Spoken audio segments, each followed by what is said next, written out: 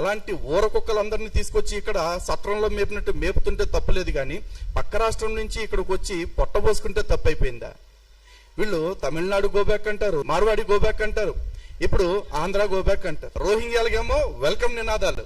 ఎందుకంటే మరి వాళ్ళదేం రుచిగా ఉందో మనకు తెలియదు వాళ్ళకి. అండ్ ఇంకోటి, చక్కగా ఎంఐఎం పార్టీ వాళ్ళు ఎంత చక్కటి సమైక్యవాదం వినిపించారు. ఇందాక చాలా మంది అంటున్నారు వాళ్ళు ఎప్పుడు తెలంగాణ గురించి మాట్లాడారా అని. తెలంగాణ గురించి మాట్లాడకపోవటమే కాదు, సమైక్యవాదాన్ని వినిపించాడు. పైగా దేశవ్యాప్తంగా తెలంగాణ బిల్లు ఆలస్యం అవటానికి ఒకానొక మెయిన్ రీజన్ ఎంఐఎం పార్టీ. ఎందుకంటే తెలంగాణ విడిపోతే ఇక్కడ మతోన్మాద శక్తులు బలపడిపోతాయి, ముస్లింలకు రక్షణ కొరబడుతుంది అంటూ లేని అభద్రతను క్రియేట్ చేసి ఆ రోజున బిల్లు ఆలస్యం అయ్యేలాగా చేశాడు. పైగా దిక్కుమాలిన ప్రతిపాదనలు కూడా పెట్టాడు. రాయల తెలంగాణ అని చెప్పేసి, రాయలసీమని తెలంగాణ కలపాలని చెప్పేసి రకరకాలుగా పెట్టారు.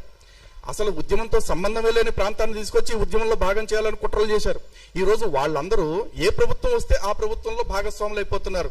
గతంలో వాళ్ళ చేతుల్లో స్టీరింగ్ ఉంది, ఇప్పుడు ఏకంగా వీళ్ళ చేతుల్లో వాళ్ళ చెయ్యి ఉంది.